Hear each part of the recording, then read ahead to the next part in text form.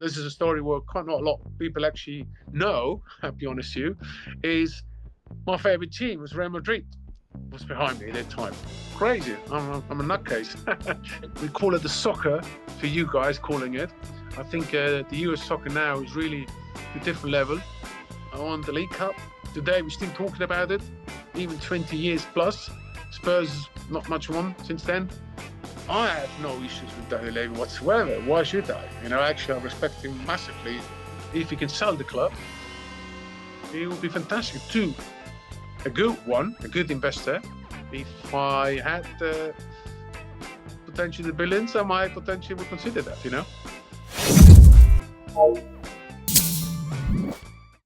Thank you so much for taking the time out of your day. I know how busy you are, but yeah, let's start from square one, right? You grew up in Switzerland, but were raised by two Spanish immigrants. Did you feel like you were able to keep your Spanish roots alive despite living there? Do you have any doubts about representing Switzerland as opposed to Spain? Absolutely not. First of all, I was born grew up in Switzerland, so let me say that I'm fully Swiss, like we call it Swiss cheese and fondue raclette. But in the same time, of course, having parents from Spain, such a Spanish influence helps a lot in terms of the overall culture of Spain, and the Swiss are a little bit different, but at the same time they're European. But for me myself, I can say at the head I'm Swiss, but in the heart is Spanish. That's the way to say it. And you studied for a degree in banking and financing at the Zurich Business School.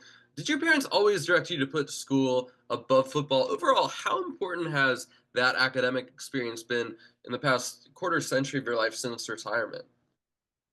Well, first, I think it was very important. One thing you need to understand, playing football is one of the more special thing and best thing happened to me in my life, in my hobby. First of all, in the same time, but at the same time, life was not all about the football. And thanks to my mother, let's say that way in this case, because I was still crying today that she really sends me to school, and she said, without education, you're not going to play football. Simple as that. And at that time, when I was Grasshopper Zurich, starting as a 15, 16 years old from a small town, Alton, I came at the time. My mother was first thing said, "Well, he's not going to join you guys if he hasn't got a university or can join a university going to Zurich." So, first of all, the club was not interested because they're just interested in football and just play football for them. And I was disappointed that maybe they're not going to take me because my mother said, you know what? Without that, you're not going to happen. It's not going to happen. So let me say that I was crying because my dream to be a football professional was gone for about a day, let's call it. But lucky enough, about within a day or so, one of the responsible for Grasshoppers called up my home, especially at the time my mother, and he said, "Mrs. Vega, I think we have a solution for your son. We got place a banking Credit Suisse those days, and we got also place at university to study business and banking degree. Is that something suitable for you, Mrs. Vega?" And when I was hearing in the background, I was like jumping like a little boy, 15 years old. It's happening. It's really, really coming through. And obviously my mother was happy as well, but it was a pain, let's call it that, at the same time, because all other players who were not doing all the studies and all that kinetics type point of view. But if I look back now, I'm very happy I've done it. And I think I would suggest to any single young player out there, football is one thing, but once you finish a career, you've got another career to build up, and even you may potentially make money a little bit, but it will go very quickly if you haven't got an education behind you. It also gives you a lot of confidence during the career because always have to be successful during the career, but having an education behind you, it gives you enormous confidence. If I look back now, I think this is one of the best things pretty much I've done, thanks to my mother, frankly saying. And so many footballers are accustomed to retiring and making poor business decisions, poor investments, and suddenly going from having all the money in the world to having nothing. Even someone like Pele, had found himself in that situation. You have been the opposite. I think that from my research, I found that you were making about 15,000 a week in the peak of your playing career. I don't know if that's accurate, but and now, Approximately, yeah. something like that. Yeah. Okay. And now I think that you've made 15 million pounds, maybe more, as a city trader since retiring. Can you tell me a little bit about your work and what it consists of? What is an average day like in the life of Ramon Vega? Well, listen, first of all, I think football is one of the most priority thing I've done in my life, first of all, because that's where my love and life was going for nearly over 15 years, at a top level, playing in the Premier League, playing the Serie A, playing for the Swiss national team in European 96, and also, qualified US 94 in Washington at the time as well. So for me, that was, first of all, my love, and still today, football is still very involved within it. But finance has given me a certain background post my career, which is once you wanted to know the real life as well, how the whole economic works. And then trading is a fascinating, fast, evolving kind of business where you need to be on top every time. And that's the same thing like football. I can actually something like football. You're training and you train as well in trading. You analyze every kind of trades and business decision you want to do. It's the same thing in football. In football, actually, I will say you have to make a decision much faster than in business. In business, at least you can slip over one day or two, but in football, within second, you may have to make a decision. You make the wrong one, that's it. You might lose the game. And that kind of culture / capacity you bring already natural within the business has helped a lot within the financial world, where it's very dynamic, very I would call it aggressive in the same time. You need to make a decision fast. It can cost a lot as well if you do it the wrong decision. It's not the only one, but I lost my shirt as well a few times. That's what happens, but that's the way it works in business. But it has given me lots of stability coming from a sporting background where you do have that decision-making process much faster. I would say in terms more kind of risk aware as well in the same time, and you can actually calculate the risk quite quickly within the parameter you want to do it. And hence, I think the post career, it was not normal for a football player, as you can imagine. When I was sitting with big shots, fund managers, and mostly big banks, Goldman's and all this stuff. I had my little small fund. They were looking at me first with their big eyebrows. What is the football players coming in here, sitting here in the big boardroom and presenting their long shot strategy, and you name it, all of that. So they're questioning and first, and you sit in front of them, all well educated, Oxford, Yale, you name it, all the biggest university you can stamp and be there. And that's due to in the financial world. And I'm coming down, it's a small little kind of, call it football. You think you're maybe not educated, but the only difference between them and me, I was the owner of the business. And be the owner of the business is a different proposition than sitting and working for a bank where pretty much you are an employer. And there is, you don't have the flexibility, you have your duty and responsibility. But as an owner, you have not just the same thing, but you also have an accountability, because your branding, your performances, it's pretty much up to you. And if you fail, you haven't got a big monster bank behind you who potentially going to bail out you. It's not possible. So that's the difference. And once you establish that relationship with other counterparty, will pretty much at the beginning, let's say, look you down, and you tell them, listen, I'm a little bit in a different position at the table than you, and they're intelligent enough to understand it, then you've got to respect as well. And that took me, I would say, hell of a lot of time. I nearly give up after 2 years, to be honest with you, if I'm honest with you now. I really nearly give up, because you were not being taken seriously to start with. You say, what does a football player coming in the finance world? All of that. And once that little, and it's like everywhere, once you start to make money to people, that's it. It answers all the questions, you know. And I think in business, that's what the main core thing is. Once you really start to make money for the people, and they make money with you, you building up a credibility, and you are in the industry acceptable. But it took me a long time. Let's say it that way. And were there any specific investments that were like the make or breaks for you as a trader? I mean, I'm curious if there's any specific things that you focus on in trading, whether it's, futures or crypto or currency, anything in particular?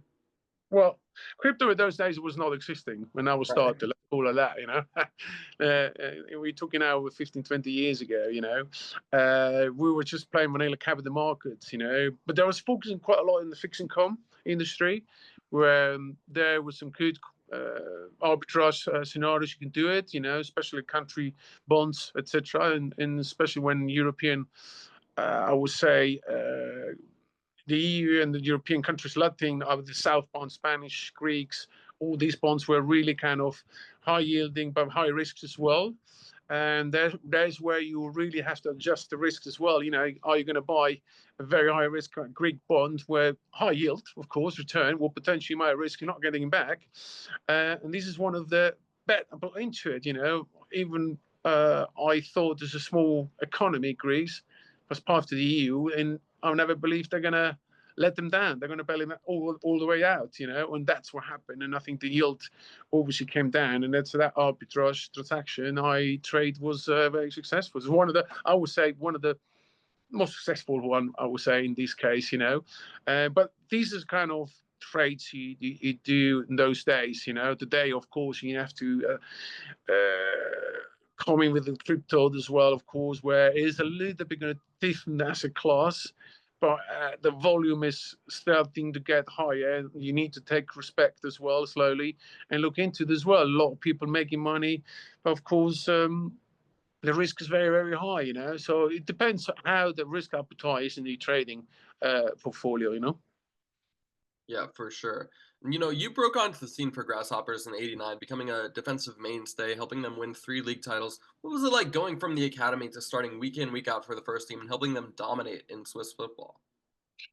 Well, he was very fast. And if I look back, it was unbelievable. Like the story I told you before, the minute my mother really much agreed that I joined Grasshoppers very young, 15, 16 years old, and joining to study there, within a year or so, I was already in the first team at Grasshoppers. So by 17 years old, I was pretty much already in the first team, scored straight away. And then within a year later, I was at the national team at Switzerland. So it really was kind of a small town, sadly, right in the international level. To play for one of the biggest clubs at the time, Grasshoppers was in Switzerland, but also play for your nation, and it was fantastic. From my point of view, it was very fast because I can't even remember all of that because it was all so quickly done. I just come to a big town, big club, new kind of university, all of that, all together was all new. Teenager, all your mates going out and everything else. You're focusing to pretty much playing football, study. It was not easy because in the weekends, all your mates wants to go out and you have to stay in and pretty much make sure you're fit for the Saturday game, or you have to study because on Monday you've got all the exams to do. So if I look back, it was tough. But at the same time, all my friends who were without, we're not playing football professionally. They're the ones asking me for tickets to watch all the games afterwards, and I'm happy that I can do that, of course. But that was my sacrifice as a younger age to get where I was or where I've been as well. How would you describe yourself as a footballer? What were your main attributes, and are there any current players that you'd compare yourself to? Very difficult question, current players as such. I think if you look at it back, the 90s players, still today, we're talking about them. Most of them, you can even pretty much name it. We know all of them. Roberto Baggio played, and Ronaldo's, you name it. Obviously the Premier League, David Beckham, and all these guys. Rio Ferdinand as a defender point of view, kind of the Tony Adams in those days as well. this were character. 90s players, when we grew up, were completely different. Yeah, let's say.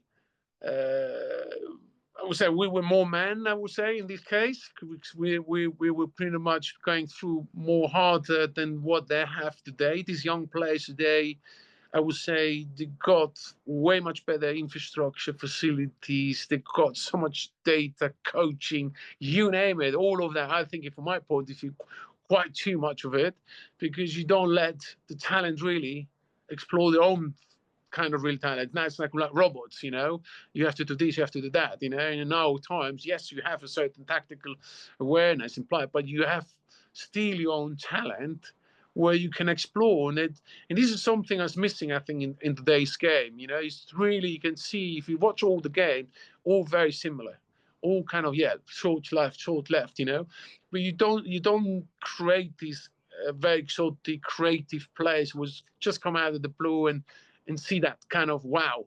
In the 90s, we had lots of them. And I was very lucky to play pretty much, I would say, one of the best players in the world playing. Zizou at the time in the Serie.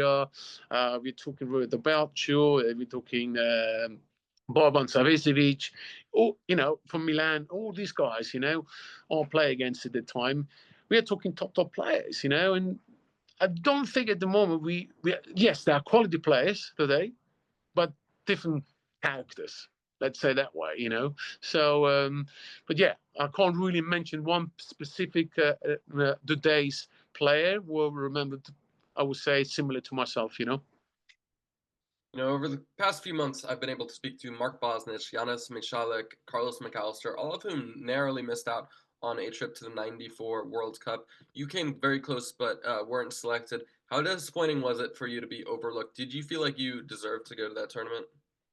Of course, I have to say, especially coming to the US. The time I used to go to the US quite a lot, and I loved it then. In the 90s, it was fantastic to go to the US in those days. I used to go a lot in New York, Miami.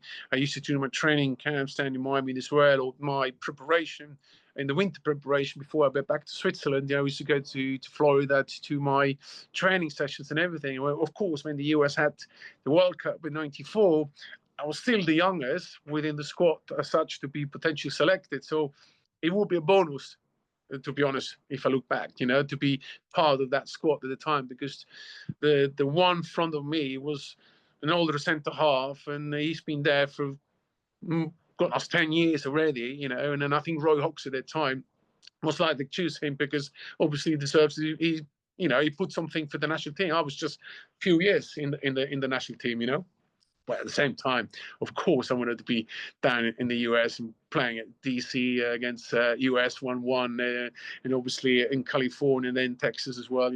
It was a great World Cup anyway to watch. By the way, of course, I was not part of the squad. I was part with the whole entire one, and it was a great experience at the US at that time. It was always loved it to be over there. And great people. We've been taken care of well, let's say that way, especially in DZ.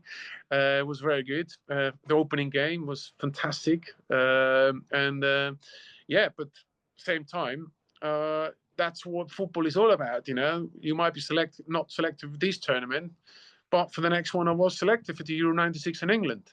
And there I was the main player, and that really pretty much with 23, 24, that's the one where pretty much put my career to the next level, international point of view. I went to Spurs, Serie, etc., etc. So they knew me already from '94. I was too young, maybe potentially at the time, but the '96 was the really the main platform to get to the next level. Then.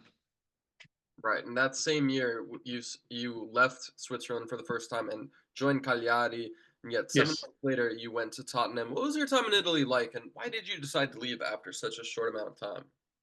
Well, it's funny enough, in '96, as I just mentioned before, the '96 European Championship, I had a very good one. I was selected as one of the team members of the best of the tournament. We are talking David Maldini's and all these guys.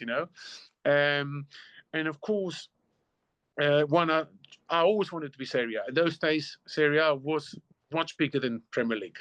There was not even a question mark. It's like Serie was the best place on the planet. We're playing there. Switzerland is around the corner, so it's not far. So we got really kind of very close. We are very close to the Italian border as well, you know. So for us, Italy was obvious choice straight away, you know. And at that time was Cagliari and other teams in Italy behind me. And I said, well, there's not even a question mark. The best defenders in the world were playing the Serie A. And I'm a Swiss small country, and they're choosing one of the defenders from Switzerland to play in the best league with the best defenders. You have to go, because they acknowledge that you have some quality to be one of the best defenders in the world in Serie A. And that's one of the reasons why I went there. But in the same time, the minute your landing was playing with Cagliari, I was starting playing well, then suddenly got Milan, and obviously the Premier League started to grow as well. There was Liverpool behind me, Spurs, Leeds at the time. But the biggest one, and this is a story where quite not a lot of people actually know, I'll be honest with you, is my favorite team was Real Madrid, was behind me at that time. And this is a funny story because I pretty much in principle agreed to join them. And by the time, because Cagliari is on Sardinia, it's on an island, so you haven't got direct flights from Sardinia to Madrid. So you have to go via Rome or via Milan in those days, okay?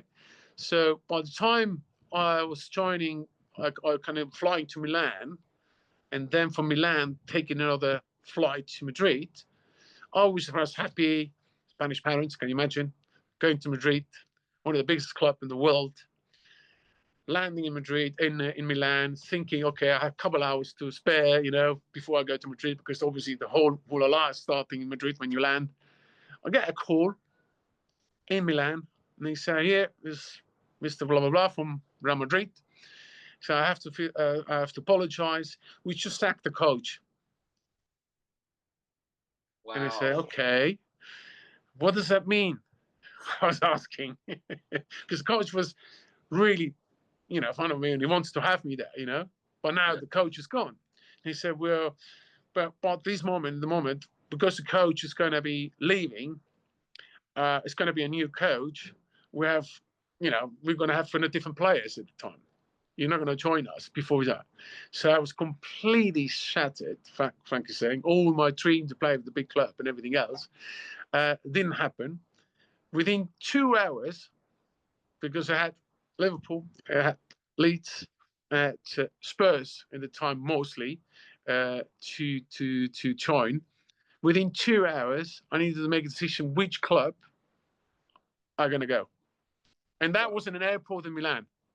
That was in those days, can you imagine? It's not like now you've got iPhones. There was no iPhones there. There was Ericssons and Motorola's and, you know, these old phones, you know, in the 90s, you know. And I was just talking to all these guys, and Spurs pretty much the ones I choose to go to London, because that time, obviously, London was international platform. Premier League was not big at that time, but Spurs was, I thought it was a great club to go to. And then from going to Madrid, I took Milan, London within 2 hours. And yeah, then the rest is history. I enjoyed Spurs 4.5 years, won the League Cup there.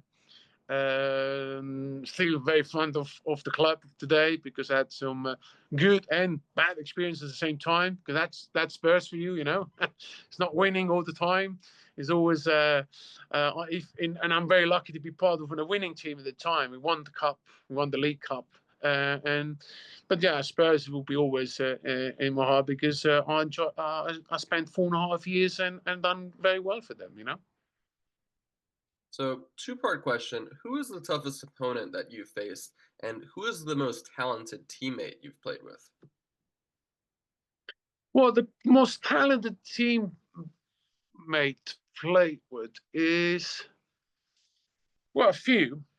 There was obviously, Spurs was at the time, we had David Ginola, Jurgen Klinsmann, Darren Anderton, that was also technically good and everything else. But the one I would say was extremely talented was a color and an Uruguay player, Fabian O'Neill. Unfortunately, actually passed away already, younger, but he had some issues. He went to Juventus there afterwards as well, from Cagliari.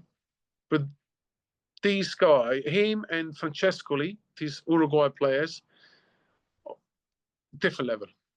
The skills and training session is like watching a movie there. I'll tell you that now. It's like, looked so natural, so comfortable within the ball, within kind of the vision of all around the field, where the pass, everything, it's like,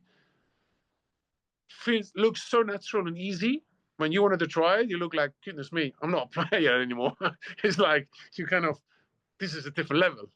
And that's where you see within the top players you're playing with too, you've got your own talent as well. But then you see within your teammates, which one really has a different level where you say, this is the level I'm never going to be or never can achieve. And these two players are pretty much, I would say, impressed me massively because I trained every day with them, and you can see in training sessions, you can see more than in the game sometimes. That's where you see the technique. That's where we see all kind of the skills they have, And Fabian and Francesco, these are one of the best players. I think I would say I was part of it, You helped Tottenham end an 8-year trophy drought in the League Cup final versus Leicester City, a match which also saw you break your ankle. What were your emotions like from this game? And overall, how tough was it for you to work your way back to fitness? Oh, crazy. I'm a nutcase. Even to consider to play with a broken ankle. And I still remember today, it was a very, very important period. Don't forget, Spurs hardly wins trophies. That 99 we took in nearly 10 years back was the last trophy they won something. So it was an important period at that time. And it was George Graham was the manager. We have a good run. We had really about 10, 11 games. Sol Campbell was with me, the centre half at the time. I think they scored against us only about 2-3 goals within these 11 games. Within these 11 games, there was the league, there was the League Cup, and there was the FA Cup. Okay, so within the League Cup, we went all the way to the final, qualified. But also, the FA Cup was the time also qualified for the semi-final. So we potentially could win two. Unfortunately, at the time, between the last quarters and semis, finals, the last 2-3 weeks, already had a broken ankle. So I was sitting with the doctor within these 2 weeks and say, I'm not going to go out. I need to play. This is the most important period, I think, in my career, that you can win something for the club as well. And I knew that there was something wrong with the ankle. Well, I didn't want to know. I ignored it somehow.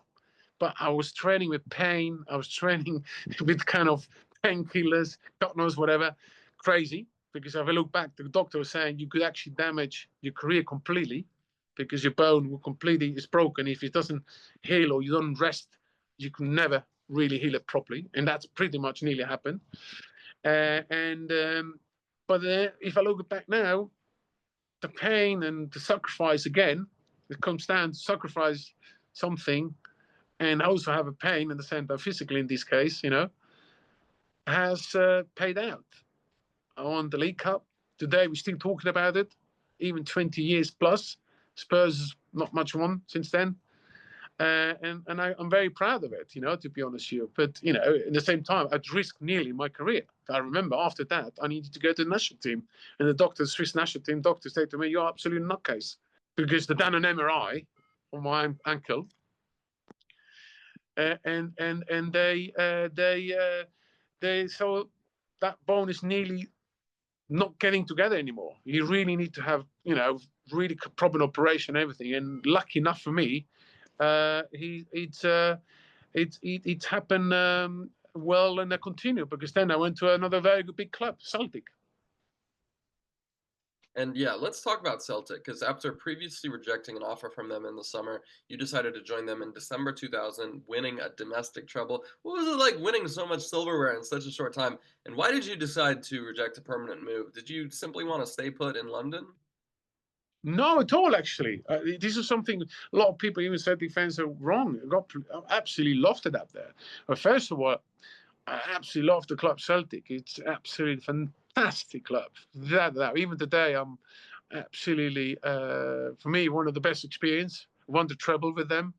You know, winning treble in Glasgow in Scotland is one thing, because at that time that was after long time. Rangers was pretty much the dominating club in Scotland. Celtic winning the treble was something fantastic achievement, you know.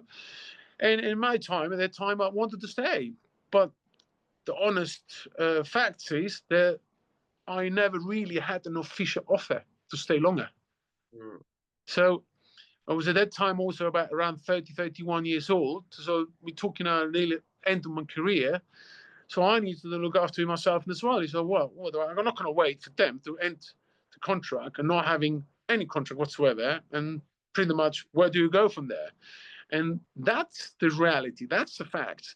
If Celtic at that time will give me a 1 year, 2 years, or even 3 years contract, I tell you what, I will sign it immediately then, because I really enjoyed the football there. We had a fantastic team with Henry Glasson and all these guys. But at the same time, I can't really complain. I won the treble with them. I pretty much won everything you can win in Scotland. And the only thing you potentially win go forward with them is to win another league, or maybe in the Champions League or European League to win something with them, because Celtic is a big club, and I'm still today extremely behind them, because I like that club. They're really a big club.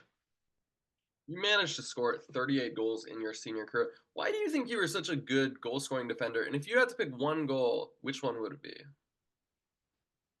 Oh, that's a big question, mate. Which one? Well, it's not like I have a hell of a lot, you know. I'm still a defender, by the way, okay, but I still had, I would say, average between 5 to 8 goals, I think, on a season. To be honest, here sometimes, you know. Um, I would say the 2 goals in my debut game for Celtic. I think these are the two. One is there was a header, the usual, as a defender, and, you know, corners, free kicks. That's the only way you can forward, you know. And the other one was with the feet as well. I think these two goals were, I would say, from my point of view, the two best ones. My debut game for Celtic at Celtic Park against Aberdeen, I think it was.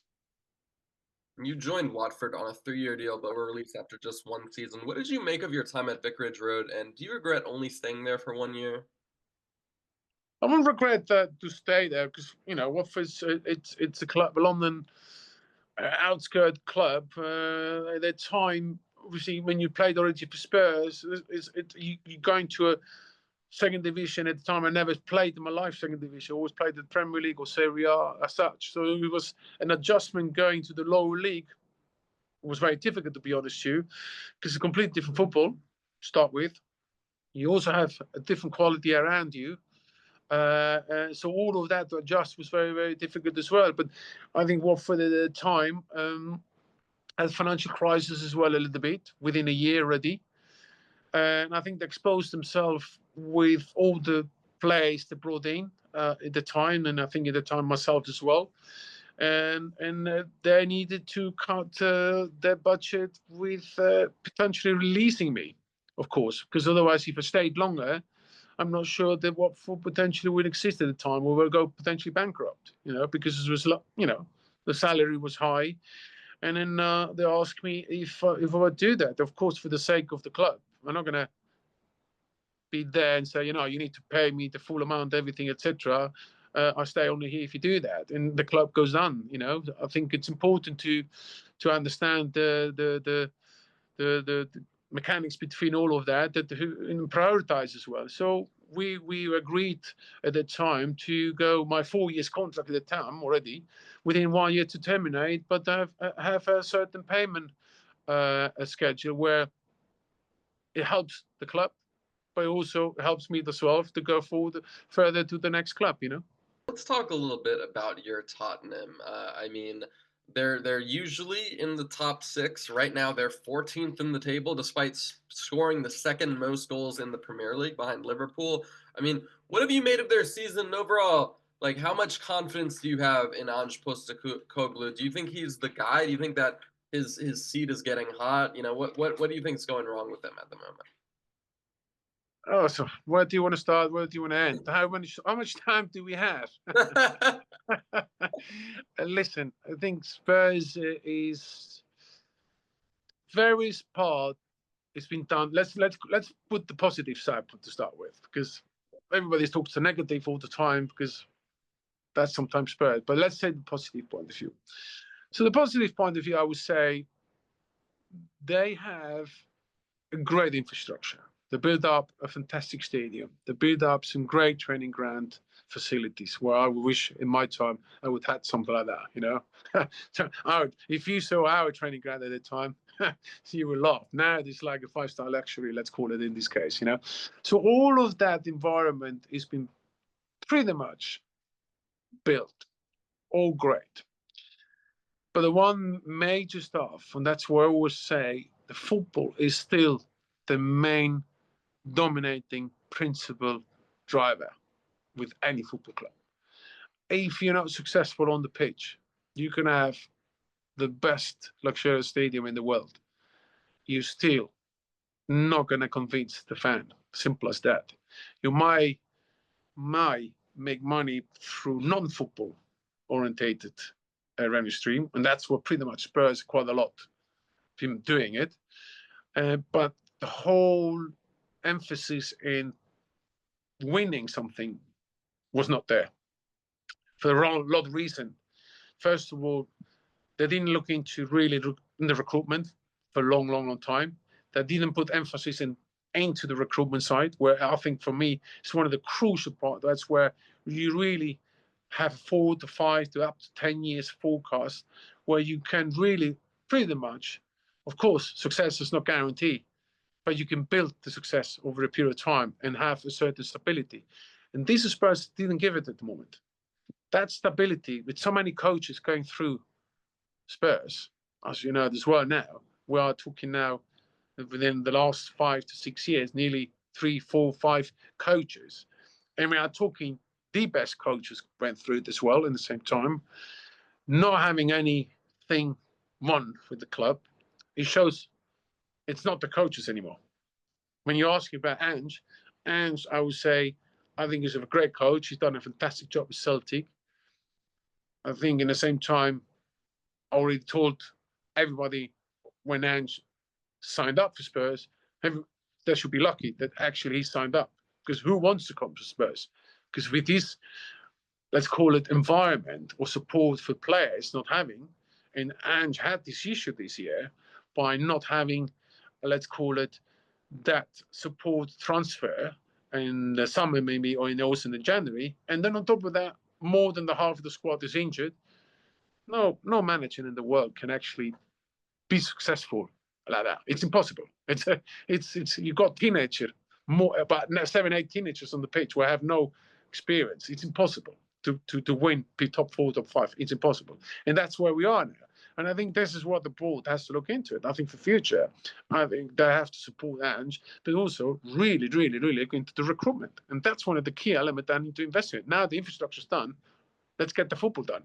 But I have doubts he's going to do it, because they're looking at any penny like a business. Fair enough. I will do the same thing. But football is not just about that as well. He has to have a balance behind that. And I think if the football pitch is successful, I think the outcome to earn more money will be much higher than what they're earning now. And I think they should focus on that now. You know, Ramon, you are very different from a lot of other ex-Tottenham players in many regards. For one, you know, they haven't made 20 million pounds or whatever trading like you have. But on the other hand, you know, you are someone who is never afraid to call it like it is. And I've noticed how, in contrast to a lot of other ex-Spurs players like Michael Dawson, Ledley King, who are perhaps protective of the owner, Daniel Levy, you are never afraid to call him out. Obviously, you played under Alan Sugar's ownership, and then I think a few years after you left Tottenham, Daniel Levy took charge in 2001. Since then, trophies have been in very short supply, despite Tottenham spending quite a lot of money on infrastructure and players.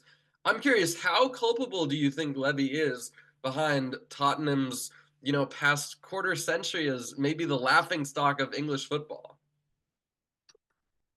Yeah, I won't call it laughing stock. That will kind of denigrating a little bit Daniel Levy. I think, listen, I have all respect to Daniel Levy as a person. This is not, when we're criticizing certain owners, if they can't take this in, they shouldn't own a football club. That's part of the business. You, as an owner, you're investing. You could never do right anyway. If you win or lose, you're never going to be right anyway. So that's part of the game. So if he's owner, he's responsible with the other shareholders to drive this business. Of course, at the same time, he's been criticized, and I think I have no issues with Daniel Levy whatsoever. Why should I? Actually, I respect him massively. At the same time, what he's doing outside of the non-football orientated kind of thing, But I think if somebody can't take the criticism what I say, and I think hopefully it's our facts as well in the same time, because that shows, some knowledge. It should be taken it more like embrace these criticism. I will take it like that and say, okay, maybe this guy is right. I should look into that in that direction. And I think from Daniel Levy's point of view, and I feel sorry in the same time a little bit, because deep down, of course, he wants to win something. I would be very surprised. He would say, no, I don't want to win something with Spurs. Putting all this time and effort and investment into it and make sure that the business is driving in the right direction, etc. Of course, he nearly done it potentially with the Champions League final. He was unlucky there. But at the same time, he has to criticize and looking in the mirror himself that certain mistakes have been done during this period, and why is it not winning something? Why is it not going to conclude that potential trophy? So that's something he needs to ask himself as well.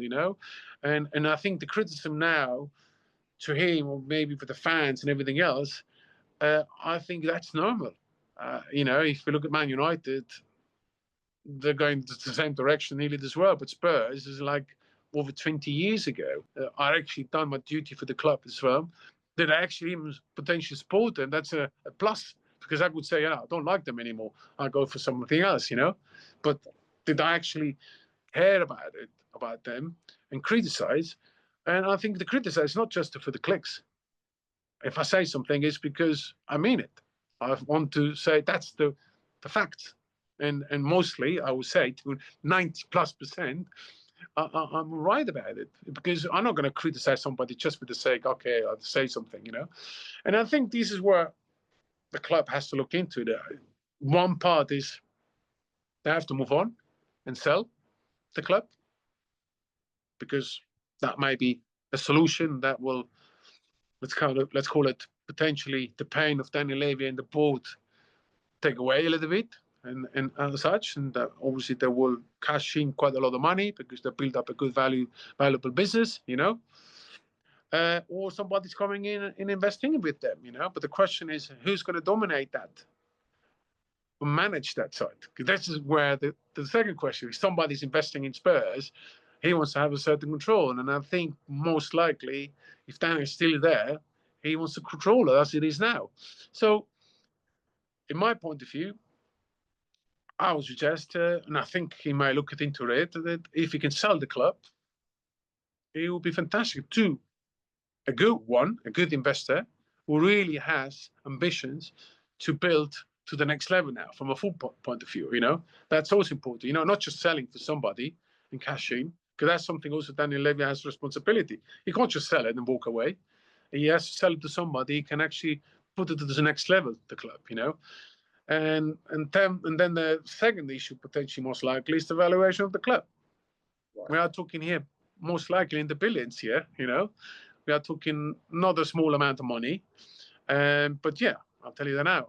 If I had potentially the billions, I might potentially would consider that. And so very interesting. I know that Dubai is a place where even if you have millions, not billions, I'm sure you can easily find people who do have those billions who might be able to help you out. Is that something in the back of your mind potentially? Listen, well, you are as well. The US, they're also quite happy to get involved into the football, and there's also some, especially come the World Cup's coming up now.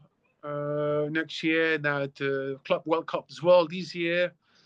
So, yeah, I think we call it the soccer for you guys calling it, over there.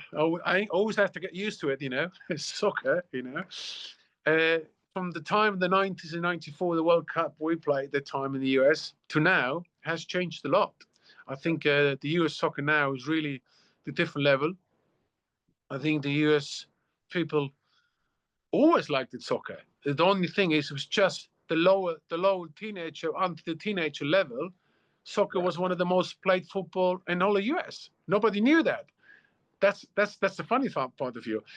But there was no really professional league above that where it was an attractive, like the NFL or the NBAs or you name it.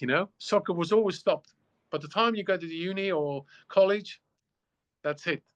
All below that, from girls and boys, everyone was playing soccer in the whole of the United States, And I think now that has changed quite a lot.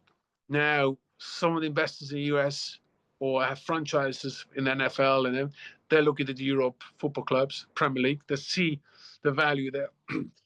They see the platform. They see the monetization point of view. They're investing in it. And you can see that more US people come in there. You never know. If you know somebody, a US guy wants to invest, call me. Also ask you about your former club, Grasshoppers. Nobody has won more Swiss titles than them, and yet we're going on 22 years without a championship. Why do you think they've declined so much over the past 2 decades? And overall, how far away are they from claiming a 23rd league title? Oh, I think they still have to work quite a lot. I think it's a new owners, American owners, by the way. I think the LAFC owners are owners now from Grasshoppers. So again, US guys came to Switzerland and Grasshoppers. I think that they still have a lot of work to do. I think Grasshoppers, and in my time, was the best team in Switzerland. I won with them over 5 Swiss leagues, 4 cups, everything you can actually win in Switzerland. And it was the best time Grasshopper was, the best players, all the national team players. But as you say, for over 20 years, really, really, really struggled. And Grasshoppers was the club in Zurich. When we say the club, it was like the posh club, we call it, where, it's like the members, they were all above billionaires, let's call it that, the board members, so it's like, and that all that vanished in the last 15, 20 years in Switzerland. I don't know why. One part was they moved the stadium, and that completely vanished nearly the whole identity of Grasshoppers. They moved to the Zurich, FC Zurich stadium, where the FC Zurich were playing together at the same time. And that identity completely vanished from Grasshoppers a little bit. And all the we call it, the planning permissions are still not working. So it's 15, 20 years now. They're waiting for the planning permissions for a new stadium. Can you imagine? So all of that didn't help either. So I hope now the new owners can actually do that and do a new stadium there.